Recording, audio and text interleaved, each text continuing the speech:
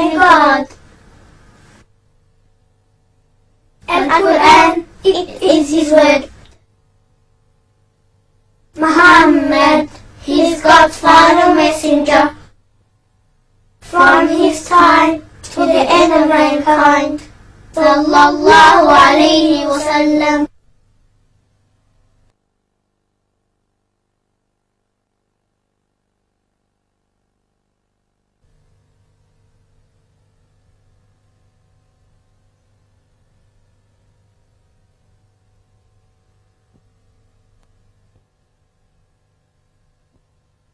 بسم الله الرحمن الرحيم قل أعوذ برب الناس ملك الناس إله الناس من شر الوسواس الخناس الذي يوسوس في صدور الناس من الجنة والناس. In the name of Allah, the most beneficent, the most merciful.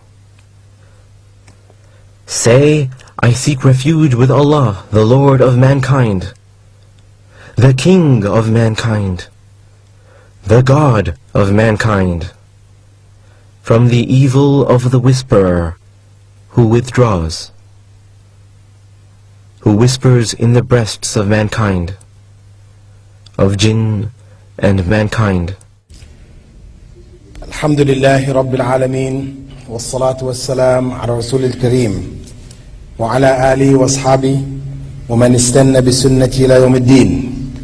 All praise is due to Allah, and may Allah's peace and blessings be on the last Prophet Muhammad sallallahu alayhi wa sallam, and on all those who follow the path of righteousness until the last day. As Brother Samir has introduced the topic this evening, in keeping with the series of topics that we have taken so far, basically following the pillars of Iman, the pillars of faith, we'll be covering the world of the angels and the jinn, as this is a topic which is often neglected when Islam is being presented, its system of beliefs are being presented. It tends to be glossed over, and as such, people tend to rely on folklore, myths, and misunderstandings as their source of knowledge in this area. First, the world of the angels. And it is a part of Islamic faith, as we said, to believe in the angels. And what this means fundamentally is belief in their existence. And whatever Allah has revealed in the Quran, the scripture, and the Prophet, may God's peace and blessing be upon him, has clarified to us about them with regards to their names, their attributes, and their roles. This is the basic belief that Muslims are obliged to accept. And for those who would question, because as we go in to look at the world of the angels and we see that they have such an intricate role within our own world, why did Allah need to have angels do the things that they have been assigned to do? We may as well ask, why did Allah have the force of gravity governing certain bodies in this life, or other forces or laws of thermodynamics or biochemical principles? Why did Allah have these things? Because surely Allah could have others. There could be other principles or other laws governing different aspects of nature. Similarly, if Allah had wished, He could have had other creatures or other principles governing the things that we now know as those governed by angels. However, Allah chose to have the force of gravity, and He chose to have angels. And that's the bottom line. He knows what is best, and what He has created is the best that could be created. He informed us about the world of the angels, though we would not be able to discover this world through our own scientific means, etc. He informed us about this world for a particular reason. And when we look at the relationship between the world of the angels and the human world, we can see what is the wisdom behind us knowing about the world of the angels. First and foremost, we should understand that the angels are created from light. This is not stated in the Quran, this is stated in the Sunnah. In Sahih Muslim, Aisha, the daughter of Abu Bakr and the third wife of the Prophet Muhammad ﷺ, said that Prophet Muhammad ﷺ had said, the angels were created from light, the jinn from fire, and Adam from what has already been described to us. So the angels and the jinn represent two separate beings from the spiritual world. From the Islamic perspective, there are three different species of intelligent beings: mankind, the angels, and the jinn. All of these having essentially a spiritual base. That is, human beings, though they may be visible and they function in the visible world, their souls inhabit the world of invisible and rational beings. Now, the angels, though invisible to us normally, we did mention in the previous session with regards to Prophet Muhammad, may God's peace and blessings be upon him, and the prophets, that the revelation which was brought by Angel Gabriel sometime was brought when Angel Gabriel was in the form of a man. On occasion, that man was visible to the companions themselves. On other occasions, he wasn't. However, there are amongst Allah's creatures those who are able to see the angels even when they are invisible. Abu Hurairah reported in a narration collected by Abu Dawood and also found in Sahih al-Bukhari and Muslim, that if you hear a rooster crow, ask Allah for His grace, for it has seen an angel. Now, the general form of the angels is not as is portrayed in the Greco-Roman legends, where the angel, like Cupid, is a little baby with wings on his back flying around with a bow and arrow, or as a man walking around with a pair of wings on his back, a pair of bird-like wings on his back. When the angel appeared in the form of a man, he was a man, not with any wings. But Allah has described the angels as having wings, but the wings we should not think of in terms of human terms or in terms of the wings of birds, etc. Because Allah has described in the Quran, in chapter Fatir, verse 1, Alhamdulillah, Fatir as-samawati wal-ard, جاعل الملائكة رسلا أولي أجنحة مثنى وثلاث ورباع يزيد في الخلق ما يشاء إن الله على كل شيء قدير. All praise is due to Allah, the creator of the heavens and the earth, who made the angels messengers with wings 2, 3, and 4, and He increases in the creation as He wills. Abdullah ibn Mas'ud, companion of the Prophet ﷺ, reported that Allah's Messenger had seen Angel Gabriel in his natural state in which he had 600 wings, each of which filled the horizon. And they were like multicolored drops of pearls and coral falling from the wings. So the angels in their natural state are quite huge. So much so that in another narration related by Jabir ibn Abdullah, with regards to the angels that carry the throne of Allah, Prophet Muhammad ﷺ said, "Allow me to speak about one of the throne bearers. The distance between his earlobe and shoulder is what a bird would fly in 700 years. So we're talking about a huge aspect of Allah's creation. Now, the angels, though they appeared, when they appeared in human form, they appeared as males, because one of the appearances, the companions described that he looked like one of the companions whose name was Dihya al-Kalbi, that he looked similar to him. And at other times he appeared like an unknown Bedouin. Though they have been described as in male forms, they are not considered to be either male or female. Nor is there any evidence in Islamic texts to indicate that they reproduce. We have in Surah As-Safat, verse 150, Allah saying, أَمْ خَلَقْنَا الْمَلَائِكَةَ إِنَاثًا وَهُمْ شَاهِدُونَ. This was rebuking the pagan Arabs for claiming that the angels were feminine, or female.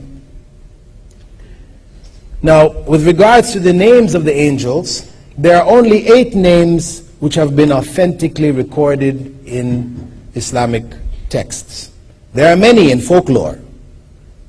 There are only 8: Jibril, the angel of revelation; Mikael or Mikal, the angel responsible for rain; Israfil, the angel who will blow the horn, signaling the end of the world; Malik, the name of the guardian of the hell; Munkar and Nakir, 2 angels who will question people in the grave; and Harut and Marut, 2 angels who were sent to the people of Babylon to test their faith. These are the authentic names of angels. All of the other names that we hear of, Israel and etc., these names are either based on Israeli traditions, traditions taken out of the Bible, biblical sources, or they're based on weak narrations or fabricated narrations, or they're simply common folklore names which have been chosen. Now, with regards to the abilities of the angels, we have been informed that they are able to read human intent. They're able to understand what is going on in the human mind. Prophet Muhammad ﷺ was quoted by Abu Huraira as saying, and this is in Sahih al-Bukhari, "The angels say to Allah that man intends to do evil, although he is more vigilant than them. He replies, watch him. If he commits evil, record it in kind. But if he abandons it, record for him one good deed, for surely he gave it up for my sake." So they have the ability to read human mind. And virtually all of the movement and activities which take place in the world are under their command or under their control or under their influence. And this is deduced from the verse in which Allah said, فَالْمُقَسِّمَاتِ أَمْرًا, and other verses where Allah's command throughout the creation, because everything is by His command, is assigned to the angels. They are also assigned to every human being from the time that they are formed in the womb to the time of birth. Prophet Muhammad ﷺ was quoted by Anas ibn Malik as saying, "Allah the Exalted and Glorious has appointed an angel as the caretaker of the womb that says, 'My Lord, it is like an oily drop. My Lord, it is now like a leech. "My Lord, it has become like a clump of chewed flesh." Then if Allah wishes to complete its creation, the angel will ask, "My Lord, will it be male or female?" Furthermore, we have another narration from Abdullah ibn Mas'ud that when the fetus reaches the beginning of the 5th month, the angel breathes the soul into him. At that same time, 4 things are recorded: his livelihood, his lifespan, his deeds, whether he'll be wretched or happy. Besides that, each person has an angel assigned to him, or who may vary, not necessarily the same angel all the time, but an angel is with him throughout his life, encouraging him to good and guarding him from evil. This is part of that consciousness that we spoke of earlier in terms of the human being having a consciousness of good and evil. And we will look at the evil side when we come to the world of the jinn. Prophet Muhammad ﷺ said, "Every one of you has been assigned a companion from among the jinn and one from the angels." So these angels who are with us encourage us to good, put good suggestions in our minds, and counteract the evil suggestions which would come from the evil source of the jinn. There are also 2 angels who are assigned to recording deeds. These are the ones most people know about. We can find in Surah Al-Infitar, verses 10 and 11, وَإِنَّ عَلَيْكُمْ لَحَافِظِينَ كِرَامًا كَاتِبِينَ, that verily there is assigned to you protectors, or guardians, who are noble and who record your deeds. Outside of this, we have angels throughout our lifespan, what takes place in our life. These angels who are with us recording are constantly with us. The angels which are assigned as a support to us, which are giving us good thoughts, at some times this angel may leave us. And this is what is referred to when Prophet Muhammad ﷺ said that angels do not enter a house in which there is a dog or pictures or statues of living beings. Because the angels that are recording angels will not leave you at any time. So we shouldn't think, as some people might ignorantly feel, that they can avoid their record being taking place, deeds being recorded if they keep a dog with them all the time,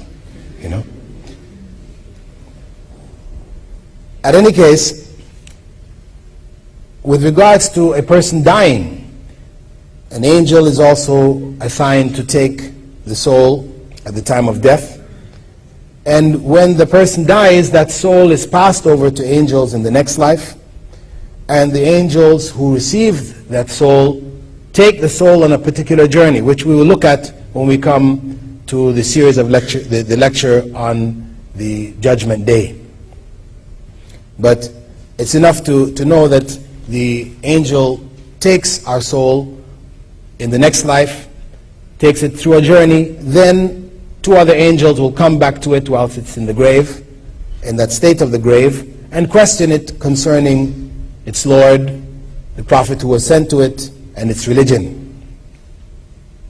And that basically summarizes the basic information that has been revealed to us concerning the angels. And the significance of knowledge of the world of the angels is basically for human beings to know that all of their deeds are being recorded. Their thoughts are being monitored. This would help them to reflect before acting, because it is through acting hastily that we fall into sin.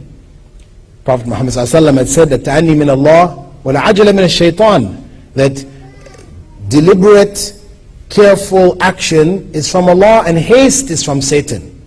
So by reflecting on the relationship that the angels have with us, this would help us to be conscious of the fact that our deeds are constantly being recorded, and as such we would think twice, or think more than twice before doing some actions that we may consider.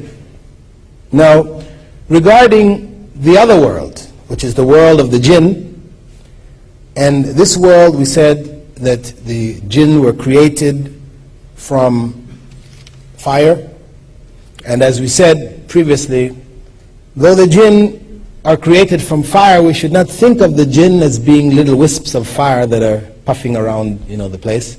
No, they were created from fire.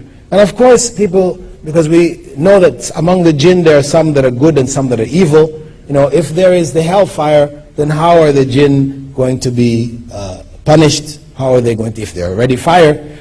This is why we have to realize that though they were created originally from fire, as we human beings were originally created from clay, and we said we do not think of ourselves as being clumps of clay walking around, we don't think of the jinn in terms of the origin from which they were created. Though they were originally created from fire, they're no longer fire.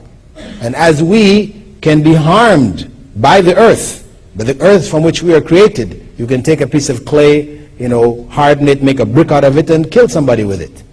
Though people were made from clay. Similarly, the fire can still be a source of punishment, and is a source of punishment for the jinn who are evil,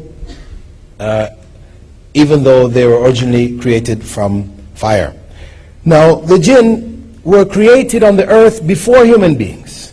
Allah mentioned this, وَالْجَانَّ خَلَقْنَاهُ مِنْ قَبْلِ مِنْ نَارِ السَّمُومِ. And I created the jinn before that from a fiery wind, in reference to the creation of man and the jinn. And from the narrations from Prophet Muhammad ﷺ, we know that they had populated the earth and corruption had begun amongst them. And this is why when Allah informed the angels that He would create man and put him on the earth, man who had a free will as the jinn had, the angels questioned, would you put someone on the earth who would spread corruption and murder, etc., etc.? This was based on what they had observed of the jinn, whereas Allah told them that He knew what they didn't know. The jinn are divided into three basic types with regards to their modes of existence. Prophet Muhammad ﷺ had said there are three types of jinn. One type which flies around in the air all the time, which can move within our world and outside of our world. Another type which exists as snakes and dogs. And an earthbound type which resides in one place or wanders about when it attaches itself to people or objects. With regards to faith, as we mentioned, the jinn come in two categories as human beings, either believers or disbelievers. The munafiqun, the hypocrites, are considered to be a class of disbelievers. So people are either believers or disbelievers. Believers may be disobedient, committing acts which are displeasing to God, but the faith is still there. They're still in the class of believers. One who goes out of that faith, disbelieving in God, rejecting God's message, revelation, rejecting the prophets, rejecting other deeds which God has prescribed for His creatures, such are classified as disbelievers. And the punishment for them is hell, whether they are among the jinn or among mankind. With regards to control of the jinn, because this is an area which people tend to get off into with the mythology and a lot of folklore, etc., where people tell stories about having these jinns doing this and that for them, and it's quite common. Any part of the world you go, you'll hear all these types of stories. The fact is that no human being can gain control over the jinn. This was something specially given to Prophet Sulaiman. He made a dua, which is mentioned in the Quran, in Surah Sad, verse 35, رَبِّ اغْفِرْ لِي وَهَبْ لِي مُلْكًا لَا يَنْبَغِي لِأَحَدٍ مِّن بَعْدِي. O my Lord, forgive me and bestow on me a kingdom not allowed to anyone after me. control, dominion over the jinn. This was given as a miracle to Prophet Sulaiman and to none after him. So much so that Prophet Muhammad ﷺ informed his companions on one occasion, saying, "Verily an ifrit, is the more powerful among the jinn, spat on me last night, trying to break my prayer. However, Allah let me overpower him, and I wanted to tie him to one of the columns in the masjid, so you all could see him in the morning. Then I remembered my brother Sulaiman's prayer. O my Lord, forgive me and bestow on me a kingdom not allowed to anyone after me." So Prophet Muhammad ﷺ was able to keep the jinn off him, to restrain it, but not to control it. So anyone who tells you that they have this jinni that is under their control, etc., you know right away that this is not true. What can happen instead is that a contract can be made. The relationship with the evil world of the jinn is through contract. And there are no good jinns coming into our worlds and doing favors for us. See, because they are banned from our world, as we are not allowed to interfere in their world. They're not allowed to interfere in our world. So it is only the evil among them that cross the barrier and interfere in our world. So we don't have, even though somebody will tell you, "Let's I have this good jinn, he prepares food for me every day and cleans my house." You know, if that is the case, the jinn, evil among them, may try to gain control over a human being by appearing to them to be in their favor and to be doing things for them initially, until they get their guard down, and then eventually they work them over into the area of shirk, because the main goal and effort on the part of the jinn is to draw human beings into disobedience of Allah and ultimately into shirk. Now, the area in which the jinn play the biggest havoc in human life and in the human world is in the area of fortune telling. This is one of the biggest areas. Because human beings have a natural desire to want to know the future. Everybody wants to assure for himself or herself a good life. So knowing what is in the future would then give one an opportunity to ensure for oneself good. So there have been people from the most ancient of times till today who sell information about good. They come under the general heading of fortune tellers. Now, some of them are just guesswork. In fact, probably most of them are just guesswork, games, tricks, etc. But there is a body among them that have given solid and reliable information, pieces of information, which have made people believe in them as having these powers. And those among them that have this type of information, we can understand how they can get this type of information by understanding the world of the jinn and its relationship to us. We have a verse in the Quran in which, or a number of verses, in which Allah speaks about the fact that the jinn,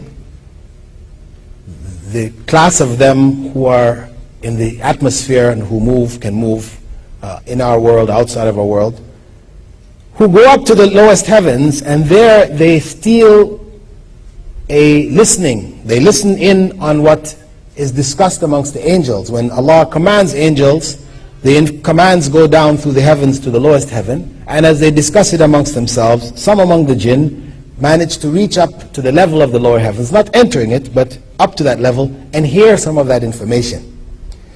However, they are driven away from that by meteors, comets, etc. And this is recorded in the Quran in Surah Al-Jinn. This is described. And Prophet Muhammad ﷺ had mentioned that the jinn pass the information back down until it reaches the lips of the magician or fortune teller. Sometimes a meteor may overtake them before they could pass it on. But if they pass it on before being struck, they add to it 100 lies. So the reality is that the information that these people convey will be a mixture of lies and a few truths.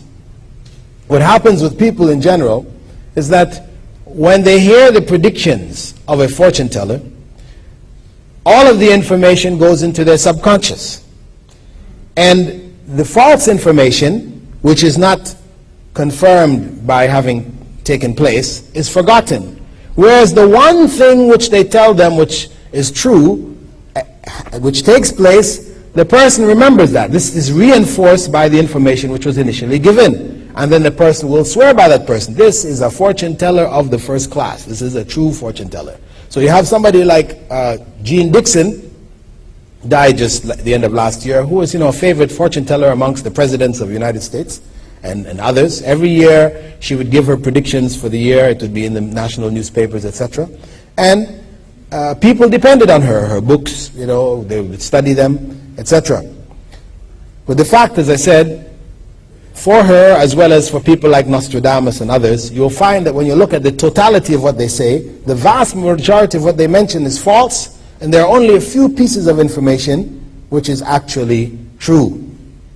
But human beings with that tendency to want to latch on to anything which would indicate knowledge of the future, grab on to that small piece of information, and they end up depending on these people, and in doing so they end up falling into an area of partial disbelief or complete disbelief. The jinn can also help fortune tellers with immediate information, like somebody is coming to them and they may get information about that person before the person reaches there. So you may go to see a fortune teller and he will tell you, or she will tell you, what your name is, what the name of your parents are, how old you are, what country you came from, etc., etc. That type of information is quite easy and quite accurate for them to get. Also, they can give information about things which are over distances, because we know the jinn are able to travel over the earth over huge distances in short spaces of time. We know in the Quran in Surah Naml, with regards to the Queen of Sheba, when she was coming, Prophet Sulaiman asked one of the jinn to go and get her throne. And he said that he would get it for him before he even got up from the place where he was sitting. Because of the sacrilege and the heresy that is involved in dealing with the jinn, those involved in fortune telling, etc., Islam has taken a very strong stance against it. Prophet Muhammad ﷺ was reported by his wife Hafsa to have said, the salah of whoever approaches a fortune teller and asks him anything will not be accepted for 40 days and nights. This is a question out of curiosity. This is not necessarily believing in what they're saying. The salah will not be accepted for 40 days and nights. This includes all of the different forms of fortune telling that are available in our society today. One of the major ways is through the astrological science. In almost every newspaper in the world today, you will find a page which gives the zodiacal signs, the zodiac, signs of the zodiac, your astrological predictions for the day. If you're a Cancer or Taurus or whatever, this is a good day to do this, or a bad day, you shouldn't do this, delay it until tomorrow or whatever. All of that, if one turns to that page, if you're opening the newspaper and you just happen to see it and you keep reading, no problem. You don't read the page, you just pass over it, no problem. But now if you're flipping open that newspaper looking for it, and you're saying, people say, don't read this. You say, I don't believe it. It's just for fun. No.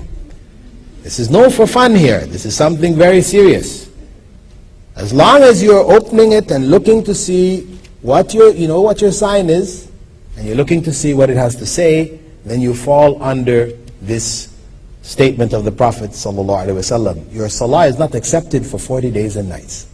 Now this doesn't mean you've got a vacation for 40 days and nights from prayer. See, some people say, okay, no point. If it's not accepted by Allah for 40 days and nights, no point to be praying.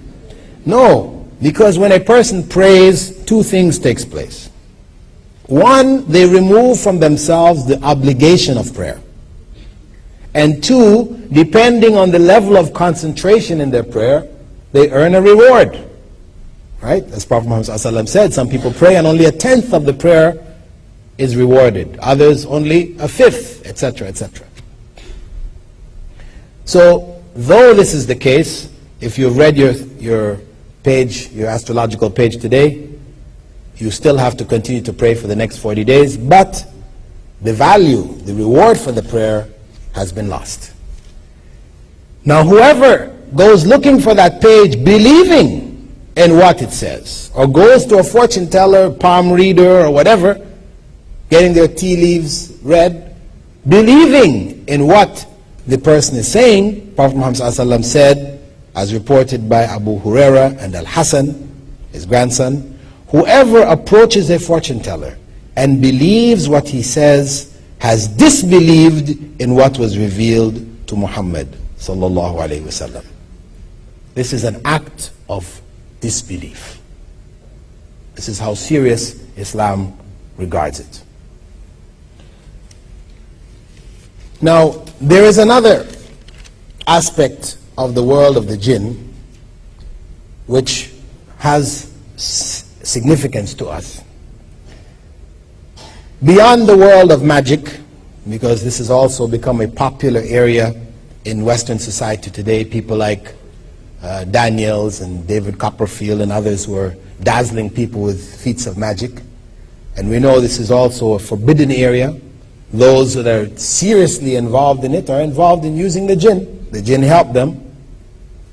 And Islam is strictly against them. In fact, the instruction that the companions followed when they went into the lands as Islam spread out of Arabia was to execute magicians.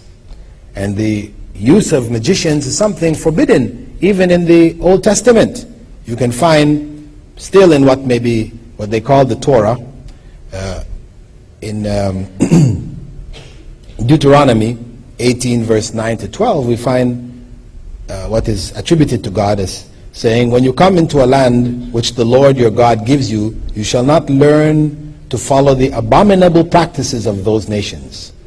There shall not be found among you those who burns his son or daughter as an offering, anyone who practices divination, that is fortune telling, a soothsayer is another term for a fortune teller, an augur, another term for a fortune teller, a sorcerer or charmer, these are magicians, or a medium, one who acts as a tool for the jinn to communicate with this world, or a wizard, that's a form of magician, or necromancer, other forms of magicians. For whoever does these things is an abomination to the Lord. And because of these abominable practices, the Lord your God is driving them out before you. So it is something forbidden in the religion revealed to the prophets and revealed to mankind, though it has become very popular today. But the area which is probably the most critical to note, besides this area of fortune telling, is that of demonic possession, wherein the jinns, because some among them are able to take different forms, are able to appear as apparitions and visions to people.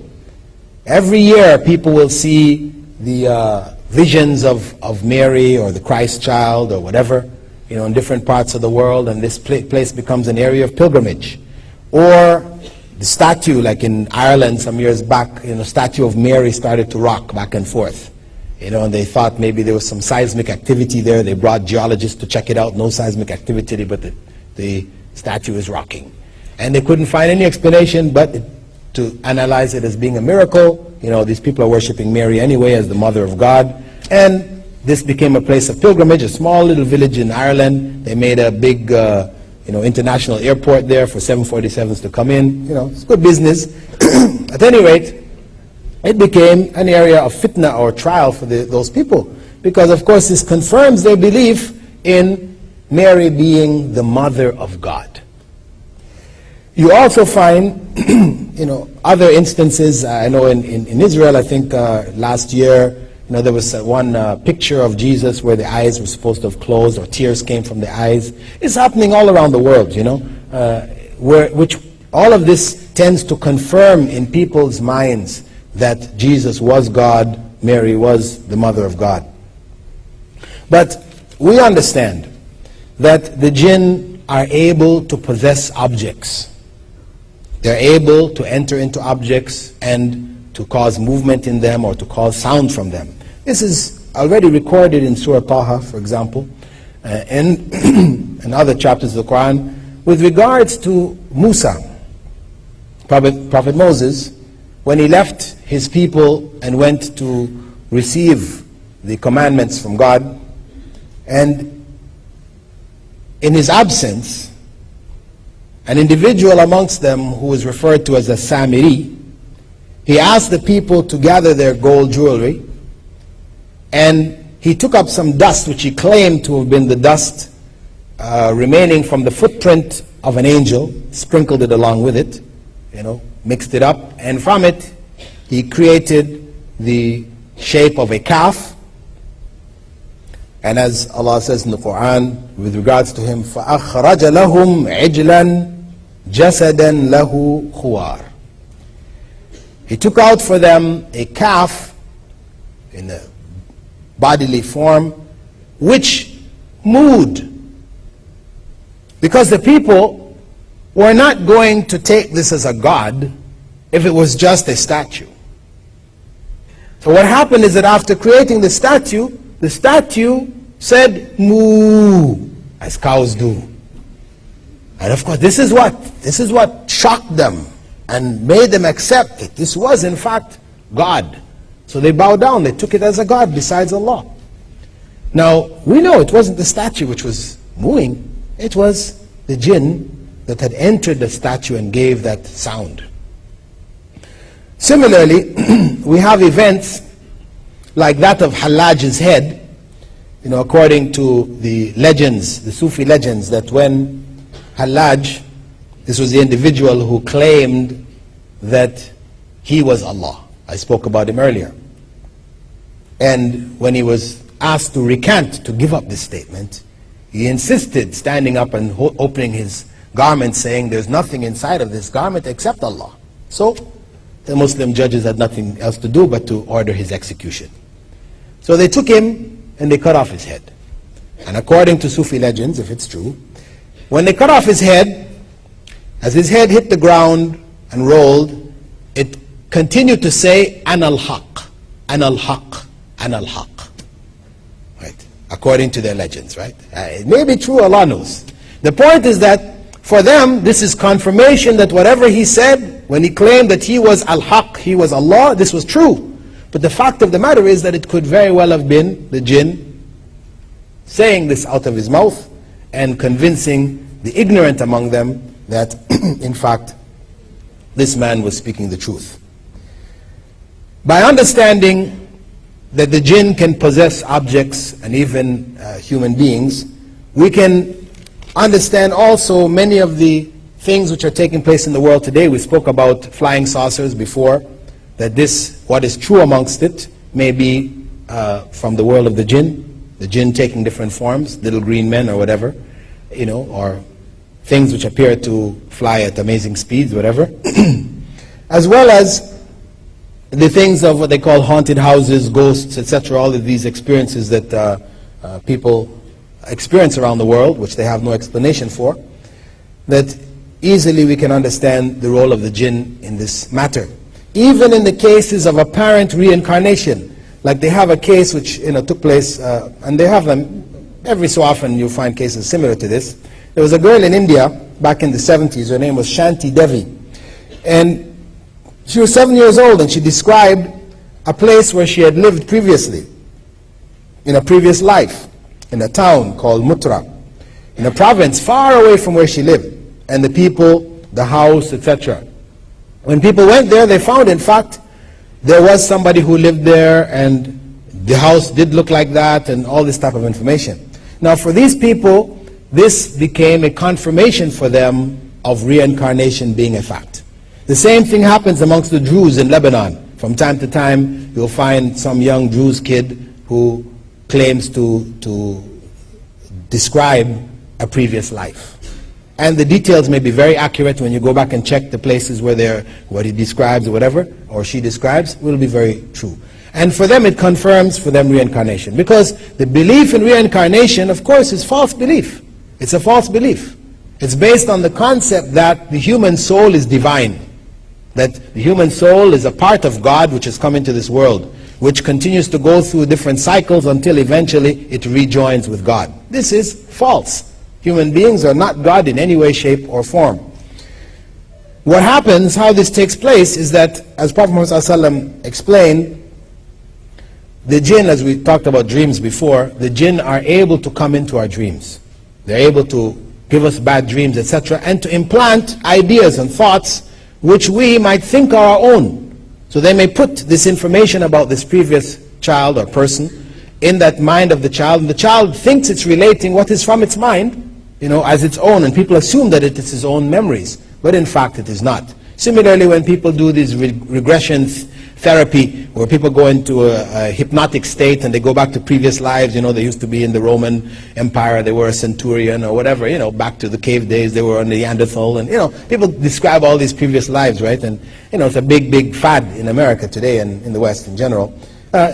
Very easily, these could easily be thoughts which are being fed by the jinn, where we have to assume that all of these people who are doing it are not faking, because of course there are some people who no doubt are involved in quackery and just tricks on people, but so many people have been put through these hypnotic states and have recounted these types of information about things that they didn't know. They didn't study, they didn't have that kind of background. So the only way to really understand it is to understand it through the agency of the jinn. And what is related to this, of course, is the actual possession of human beings.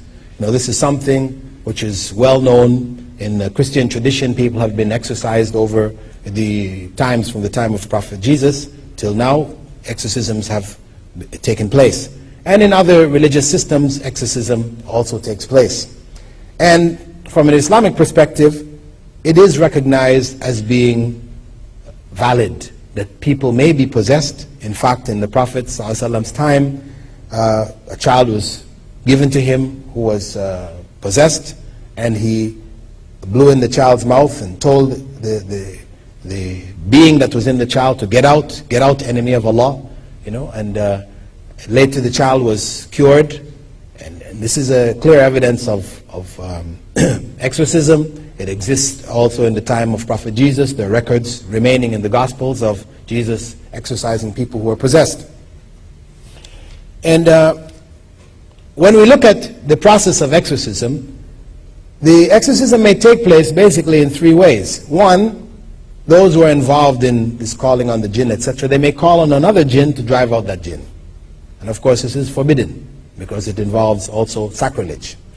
Or the jinn may leave by choice when idolatry is confirmed in its presence. That is, the priest waves the cross, or the Buddhist priest recites their scriptures, and the jinn leaves, confirming in the mind of that priest or the people around that their scriptures or their practices are true. The third and only acceptable way, of course, and this includes people who may call on the jinn to leave in the name of Muhammad ﷺ or the name of saints, and people are cured. This is because shirk has taken place in their presence. But the only acceptable way is according to the Islamic way, which is the recitation of the Quran or different prayers seeking refuge in Allah, which have been taught to us by Prophet Muhammad ﷺ. Now, if we look at knowledge about the world of the jinn, Prophet Muhammad ﷺ explained to us so much information. Allah has revealed so much in the Quran about it. Even a chapter of the Quran is referred to as the chapter of the jinn. If it wasn't important, all of this effort would not have been made. It is important for us to understand that world because of its influence over our world. The evil from that world comes into our world and draws people into disbelief, into shirk, into idolatry. And we are informed about that world to be prepared, to be aware. When we hear information, when we have personal experiences, etc., that these experiences or the information will not drive us into seeking illegitimate means of protecting ourselves. The illegitimate means is through using fortune tellers or magicians or those involved in other forms of exorcism, which are pagan in origin. You find Muslims, I've heard of Muslims in the Philippines going to Catholic priests to be exorcised, and in other parts going to Buddhists, etc., for exorcisms. And this is a form of shirk, and it destroys the human belief. So Allah subhanahu wa ta'ala has informed us about the world of the angels and the world of the jinn in order for us to be conscious of that world and its relationship to us, in order for us to improve the quality of our deeds, realize the source of good that is around us, realize that our deeds are being recorded and be more deliberate in our actions, know about the evil from that spiritual world, the world of the jinn, that can affect our lives and can delude us through apparitions, through visions, etc., etc., and draw us into these different forms of shirk. That is basically what I would like to share with you this evening with regards to the world of the angels and the jinn. Hopefully, if there are any other areas that, with regards to it, that you'd like to get clarification, you can present it in the form of questions, and we'll include those along with the questions from yesterday's session. Assalamu alaikum wa rahmatullahi. Alhamdulillah. Alhamdulillah. Wa salatu wa salam ala Rasulillah. Okay, we have quite a stack of questions. I'll try to go through them as quickly as possible, try to keep the answers short so that we can get through them. Can the jinn physically cause us harm? If so, can we physically protect ourselves? Yeah, it is possible that the jinn may cause us physical harm. We protect ourselves by living Islamic lives, by doing what God has commanded us, by using the various prayers which the Prophet had taught us, sallallahu alaihi wasallam, to protect ourselves. And these things may go away. And if they don't, if one is patient with whatever harm that may come to one, physical harm that may come to one by way of the jinn, then Allah rewards that person. We have the case of a woman who used to clean the masjid of the Prophet ﷺ, and she used to be overcome from time to time by the jinn. And she asked the Prophet ﷺ to pray to Allah to remove it from her. And he said, I can pray to Allah and remove it from you, or you can be patient with it and your reward will be paradise. So she chose to be patient with it, but she asked Prophet ﷺ that whenever she's overcome, that she wouldn't, she used to tear out her clothes and expose herself, so she asked that not take place. So he prayed to protect her from that. Can I have a good friend who is a fortune teller with a jinn or something else? It might very well have been. When me and my mother get together with friends and drink Turkish coffee, we turn the cups upside down, and one of us reads the cups for fun. But we don't believe it. Is this wrong? Yes, it is wrong.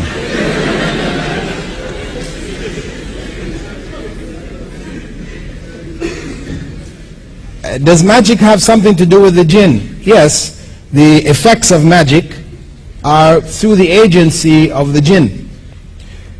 Do humans become angels when they die? No. Can we keep a dog in the house for the purpose of protection? If a dog enters the house, do we need to wash it for the acceptance of prayers? Well, the dog which is kept just for a friend, as is common in some societies where the dog becomes man's best friend. People make clothing for the dogs, even shoes. People die and they leave all their inheritance to dogs. And they have children and they don't even leave anything for them. I mean, this kind of approach to the dogs is prohibited in Islam. A dog may be kept for protection purposes, a guard dog, or a dog which is used for herding sheep, or a hunting dog. These are the basic types of dogs which may be kept. But the dog is kept in its place. I mean, you don't take the dog to bed with you. You know, he sleeps in the bed along with you, kissing you in the morning when you get up. You know, this whole type of approach to the dog is not acceptable Islamically. As long as he's kept in his place, he has a kennel, a little spot where he stays, then it's not necessary to clean the home or clean him. I mean, the dog, of course, should be cleaned regularly anyway, but it's not a requirement for prayers to be accepted in the home. And one thing to note about dogs is that sometimes, you know, unfortunately, because, you know, Islam teaches us that if a dog licks or drinks from the vessel which we have eaten or which we're drinking from, that we should pour out the contents, let the dog finish eating it, and clean that vessel, you know, 7 times. One of the times we clean it with clean earth. This is the mode for cleaning vessels which have been, which the saliva of the dog has come in contact with. This is specifically for vessels for eating. This is how we clean it. Because there is some harm that the dog possesses which is conveyed to us through this means. Why we use clean earth? Any biochemist can tell you that the vast majority of antibiotics are taken from earth sources, from the earth. You know, people who work for the big chemical labs in Europe, when they go home to different parts of the world, they are asked to gather portions of earth from their different parts and brought back, because this is where antibiotics come from. Penicillin is coming from dust, the dust in the air. So we know that earth, clean earth, has these properties. Now, this is specifically for eating and drinking vessels. It doesn't mean that if a dog licks you, now you have to wash your hand 7 times, one of the times with dirt. No. If he licks your clothing, same thing. No. Actually, if a dog licks you, it doesn't break your state of ablution. If he touches your clothing, it doesn't break your state of ablution. These are not among the things which break the state of ablution. This is a misconception amongst many Muslims. And what it does is it turns Muslims into having this sort of phobia about dogs, you know. If a person comes with a dog, Muslims are running in all the directions, right? Nobody wants to be anywhere near this dog. You know, for a lot of non-Muslims, they really think this is very strange. You know, Muslims have this phobia about dogs. You know, because the people have gone to extremes with regards to them. As I said, it is only in regarding vessels from which we eat and drink. Can we do palm reading? No. Palm reading is a form of fortune telling. In India, we go to some sheikhs who will tell us where lost things are. If we've lost some items, we go there and they will tell us where they are. You know, these are righteous looking sheikhs with big beards and turbans and everything, and they tell us where lost things are. Or if you need somebody to like you, they will tell you, you know, what to do, and they'll get this person to like you. Or people can't get their daughter married, they go to the sheikh and he prepares some potions for them or whatever, and it gets their daughter married. This is all shirk. This is all involving the jinn, etc. Knowledge of the unseen, of where things are, which was legitimate. This was in the case of Prophet Jesus. Is one of his miracles that he could tell people where items were, what were in their homes, etc. Beyond that, people are dealing with the jinn. What is the difference between the soul that inhabits a female and one that inhabits a male? No difference. The soul is the soul.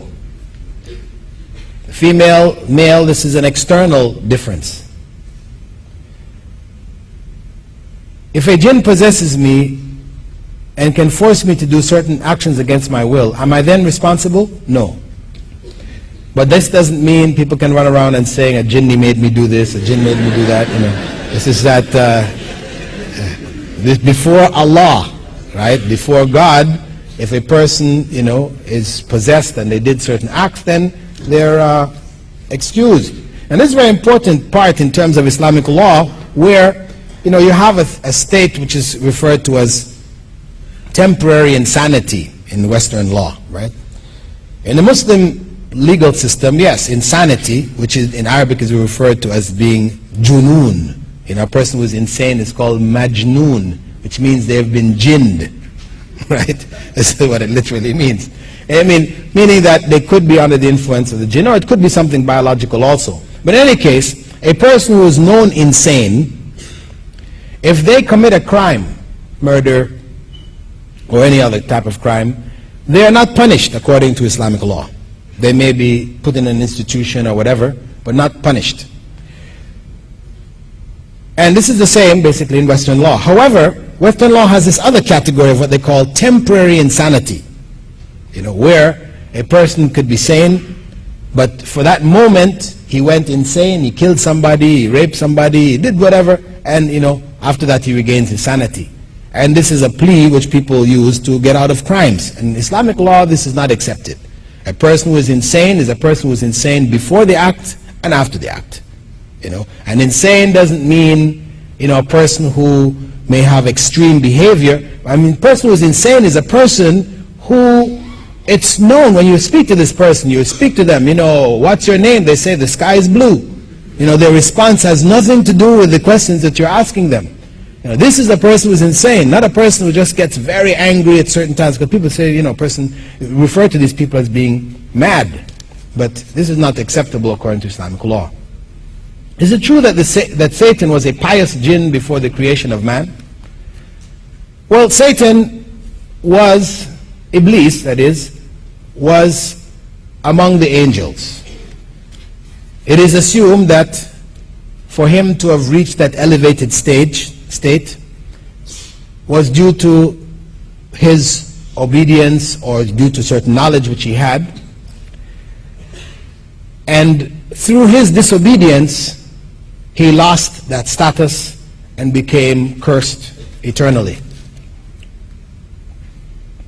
Why do jinns enter pictures? Also, does this extend to mirrors? Are our reflections in the mirror jinn inhabited? Well, if you ever look in a mirror and see it doing things that you're not doing, then you can believe it. What we said before about the jinn, entering pictures or things like this is to create in the minds of people, that these pictures have special truth to them, or special holy nature or holy qualities, etc. Like as I spoke about the picture where the eyes closed or tears came from it, etc. If there are good jinns, would they have in their world meetings, lectures, etc., like we practicing Muslims do? Yes, why not? And also, of course, the Quran refers to gatherings of the jinns, reading the Quran, etc. So we know that they do actually. In relation to people being possessed, how can we tell if one is? Well, there are, signs which have to do with changes in people's character. It may involve changes in their voice patterns, certain times. They may take on very, filthy type habits. It's generally speaking, it's somebody who goes right out of character. They seem to have taken on another personality altogether. In the West, you have a category of what they call multiple personalities, which are one of the examples of jinn possession. What do jinns look like? And what would they look like in the hereafter? Well, Allah knows. The jinn, we don't have any definition of them, what they look like in their normal state, that is, when they don't take on, human form or some other forms in our world. I know that people have in the folklore that they have eyes like cats, they have feet like goats and tails and all kinds of stuff, but this is not authentic information.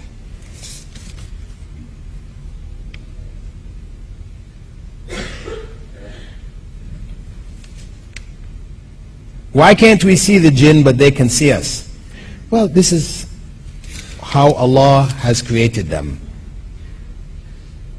You know, until we developed the microscope, then all the microbes could see us and we couldn't see them too. You know? So, I mean, the fact that some of Allah's creation, you know, have certain abilities which are beyond our abilities doesn't mean, you know, that they are more powerful than us, because we have been given a status over the rest of creation, and Iblis being instructed to bow was in recognition, along with the angels, to that status. Some places I go, I see things moving about and hear things. How am I supposed to react to this? Seek refuge in Allah. That is your basic reaction. Don't fear it, because ultimately nothing can happen to us except what God has written to happen to us.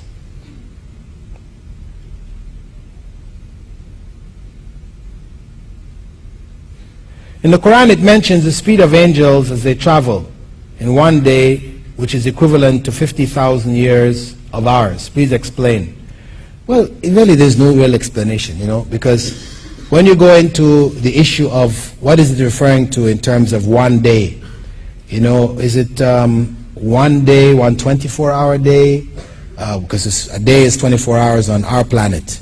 A day on Saturn maybe so many years, you know. When in a day, in a year, what is this year? Are these light years? How far light travels in a year, or what? You know, we just have a general statement from Allah subhanahu wa ta'ala letting us know that the commands which come by way of the angels are over huge spaces of time, etc. And even so, they fulfill the commandments of God as they are given. If we watch a show of a person practicing magic, are we committing a sin? Well, you know, if the show is something where people are clearly indicating that these are just tricks, I mean, they're not claiming for themselves magic, they're not taking on the aura of the magician, but just something to entertain people, then we could say that this is permissible, but preferable that we avoid it in any case. Because it is, even though it may not be clear out and out magic, it is bordering on that field, that forbidden field. Can jinn replicate or reproduce? Yes. There is evidence from both the Quran and Sunnah that they do have generations after them. Quran refers to, you know, dhurriya, or descendants from among the jinn and men. Is it true that the Quran kills the jinn or keeps them away when read out loud? Well, I don't know about killing the jinn, but they do repel, it does repel the jinn. Why is it regarded so seriously in Islam to go to the fortune teller or believe what he says? As I stated, this involves attributing to others knowledge of the unseen, which only is known to God. I mean, even Prophet Muhammad ﷺ, you know, stated, Allah had him state in the Quran, that if he knew the unseen, the hidden things, then he would have gathered around him all of the good, and no evil would have befallen him. So, when a person in this world is now claiming that he has this knowledge of the unseen, he's claiming himself really to be greater even than the prophets. What is the difference between jinn, iblis, and shaitan? Well, the jinn represents that other creation, created from a fiery origin. Iblis is the name of that main individual amongst the jinn who was cursed by Allah, and shaitan is a name, Satan is a name which may be applicable to both jinns and men, because Allah refers to shayateen al-insi wal jinn, that there are devils amongst both humankind and the jinn. They represent the evil among the jinn, or evil among mankind.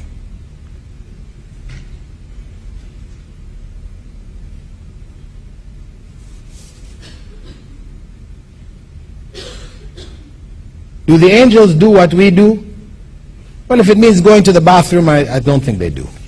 But, you know, do what we do, they do whatever Allah commands them, as Allah says in the Quran, وَيَفْعَلُونَ مَا يُؤْمَرُونَ. They do whatever they're commanded to do. They don't have a free will. The only beings that have free will are the jinn, the world of the jinn, and human beings. How does a person stop a jinn communicating with them? By reciting the Quran, by protecting themselves, by removing things which would attract evil from their homes, from around themselves, by using the different du'as which the Prophet Muhammad ﷺ, the supplications which he gave us when we go to our homes, when we leave our homes, when we go in the bathroom, when we put on our clothes, etc., etc.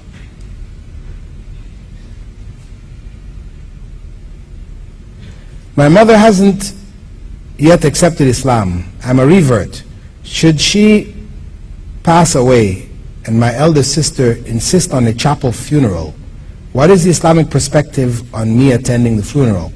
Well, to attend the rites, the funeral rites, is not permissible. For a Muslim to attend the religious rites of any other system is not, or religious group, is not acceptable. For one to go to the grave as a reminder of death, etc., is acceptable. But where one attends and takes part in the funeral rites, this is not permissible. Can one have a jinn protector, as some claim to? No. Who do jinns tend to enter and how? Well, the hows, Allah knows. I know people say it comes in through your foot or through your eye or your toe or whatever. Most of this is delusion. Actually, there's a book which will be available through the Islamic Information Center called The Exorcist Tradition in Islam, which I have just written. It should be available maybe within the next month or so. And this is a major research which I did for my PhD on the issues of possession, exorcism, etc. And it identifies, a lot of the misconceptions people have concerning exorcism.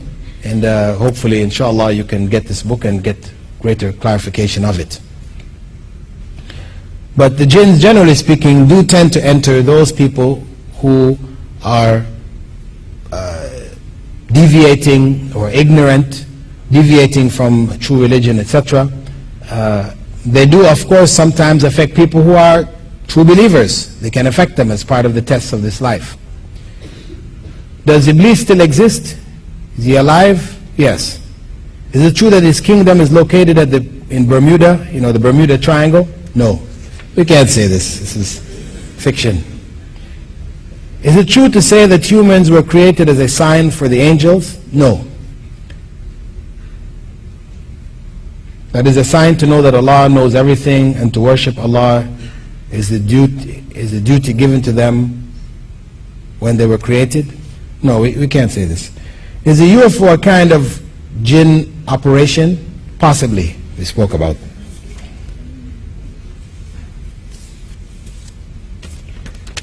Is it true that people who don't reside in their own country, immigrants, can get money from the bank and take interest, and it isn't haram or a sin? No, this is not true. The taking of interest is haram, a major sin, and can only be justified where one is in a situation where life and death is at play, is at question.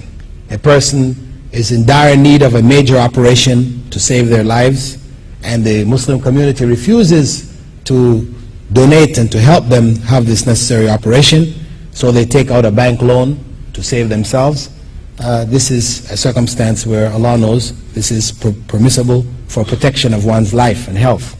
But other than that, it is not permissible for one to take interest or pay interest, except where it comes under the area, as we said before, in the case of insurance, where it is necessary for driving a car, you must have insurance, or to have certain buildings which are necessary in the Muslim community, you may be required to have these insurances. So you take out the minimum possible policy. The general principle when dealing with these type of issues is that you only do as much as is absolutely necessary to fulfill that greater good that you're trying to achieve. And this is based on the principle that if a person is starving to death. You know, plane crash on the desert, whatever, and the only thing that's available, you know, is to save your life is, you know, one of the members on the plane had a bottle of alcohol, and that's the only thing that's there to save your life. What you do is you take enough. You just take, you know, a cap full. What is enough to keep yourself alive? You feel yourself about to die, you take a little bit to keep yourself alive. I mean, you don't just, you know, take a little bit and you say, oh, that tastes real nice. You know, you pour yourself a full glass and then you're at it. No, you're only allowed to take what is absolutely necessary to save your life. How do you know if a hadith is right or wrong? This is the science of analysis of hadith called Usul al-Hadith, which teaches you based on the narrators and the status of the narrators in terms of their ability to memorize, etc.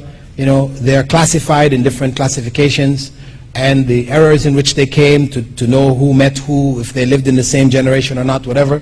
And the text itself, whether the text contradicts, you know, other known texts, and you know, there's a whole system of you know, whole science there, which the scholars have developed for analysis of hadith to determine which are authentic and which are not. And this science is so rigorous. If it were applied to information which is given to us today in the newspaper, etc., or written in books, we would have to reject virtually all of these books and newspaper accounts, because it deals actually with character, of people's character. If a person is narrating a piece of information and they are known to be of bad character, then that information is rejected.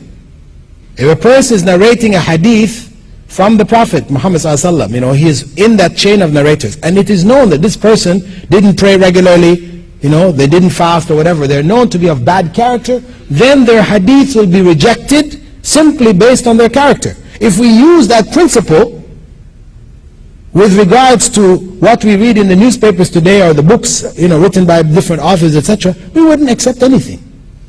We wouldn't hardly accept anything.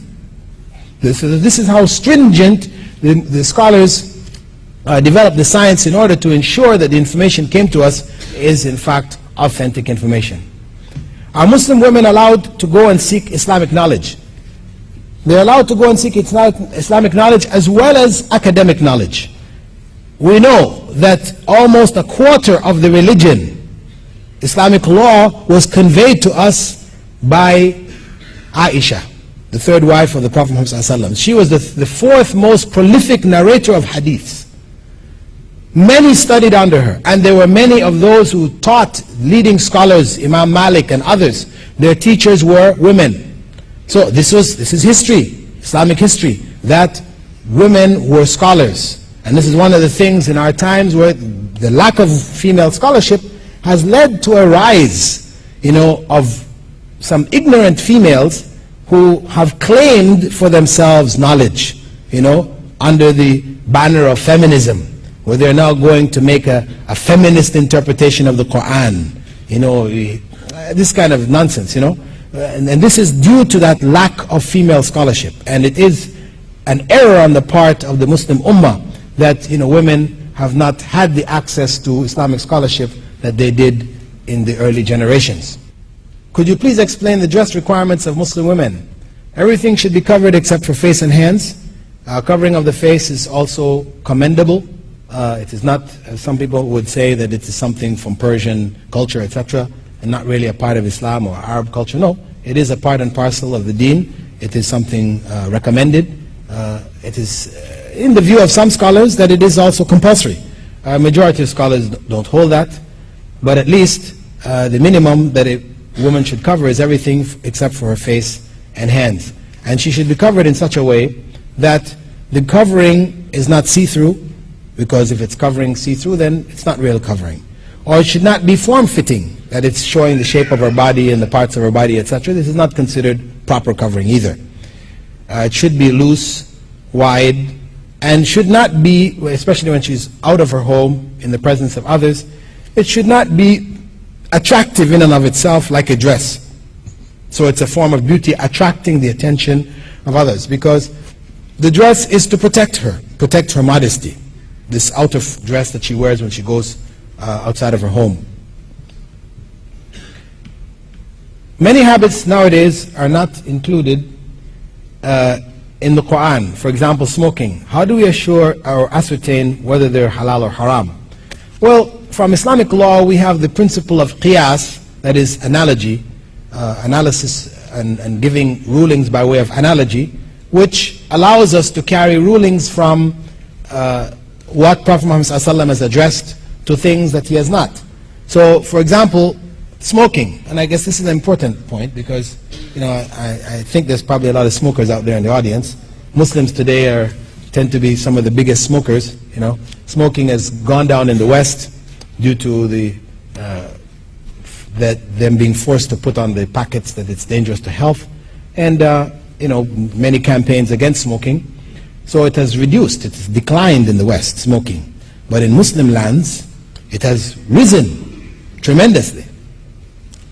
The fact of the matter is that the argument used by most people, it's makruh, disliked. This is an Islamic ruling, makruh, meaning disliked. Meaning, if you didn't do it, you would be rewarded by Allah. But if you did it, there's no sin on you. Now, this ruling of makruh was made about 500 years ago, when tobacco first came to the Muslim world. It came to the Ottoman Empire, right? And people started using it. In fact, it was the Ottomans who developed cigarettes. The paper cigarette, rolling it, the two Ottomans, Muslims, developed it. Didn't know that, did you? Because before that, people smoked in pipes. Yeah? At any rate, the scholars in Turkey and elsewhere had to analyze this and give a ruling on it. And their ruling was that it was makruh based on the effects that they could observe. They found that the main harm when a person smoked cigarettes is that it produced a bad breath. We know the smoker's breath. They have all kinds of things you can buy, sprays, etc. for people who smoke. Bad breath. So they looked back in the Sharia to see, in what was revealed law, to see what was the ruling on things which cause bad breath. And we know Prophet Muhammad ﷺ had said that whoever eats raw onion and garlic should not come to our masjids. Then they took the similar ruling to smoking, which caused the bad breath. Okay, similarly, makruh. However, since, you know, the 15th century, we have had changes in our knowledge concerning smoking.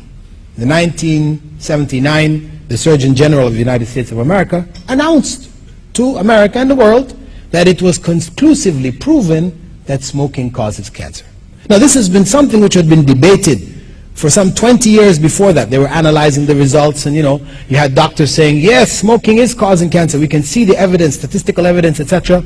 And then the doctors who were paid by the tobacco companies, they were saying, no, it's not really, these statistics are questionable, and so and so. But finally, by 1979, the evidence was so overwhelming that the Surgeon General announced that it causes cancer without a shadow of a doubt. And they forced all of the cigarette companies to put on every box, smoking is dangerous to health. Right? And believe that those cigarette companies didn't put it on the boxes, out of concern for the general health of the population. They were putting it because they were forced. And this is big business. America is only doing that because of the overall harm to the population. So, once we know now that smoking causes cancer, we have to look for a different ruling. Cancer, we know, causes death. People die from cancer. And there are hundreds of thousands dying every year from cancer caused by smoking. And the ruling in Islamic law in this regard is haram.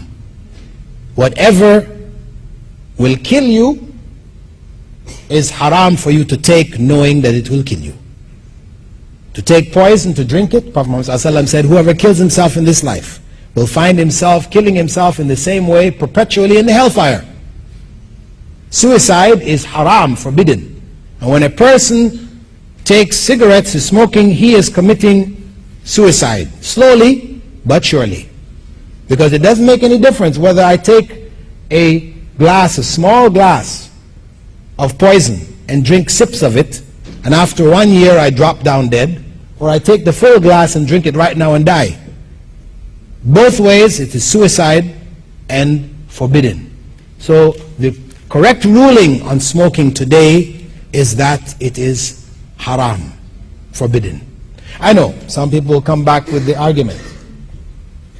I got the T sign, I'll just close off the argument here. Some people come back saying, well, there are people who smoke and don't die.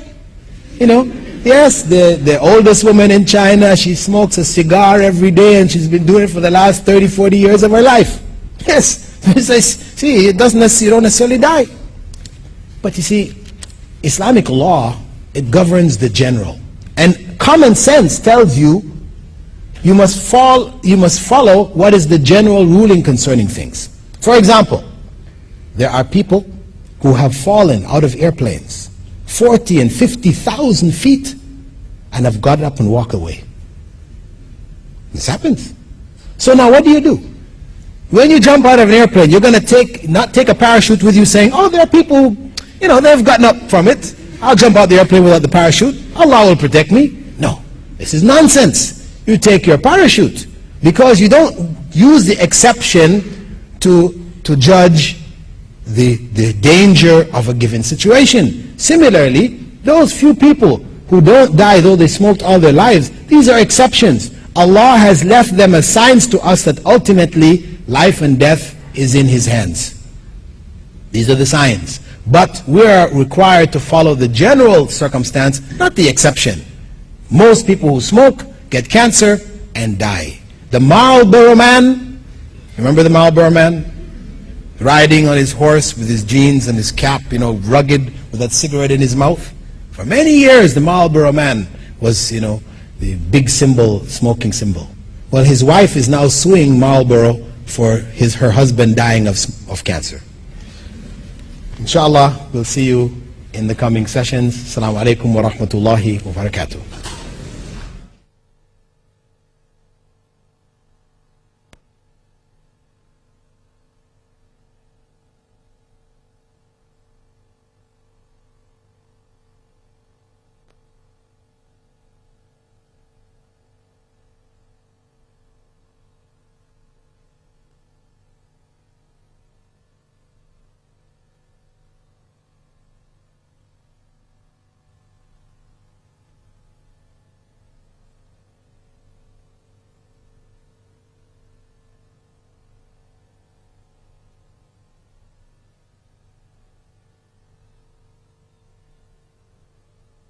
بسم الله الرحمن الرحيم والعصر إن الإنسان لفي خسر إلا الذين آمنوا وعملوا الصالحات وتواصوا بالحق وتواصوا بالصبر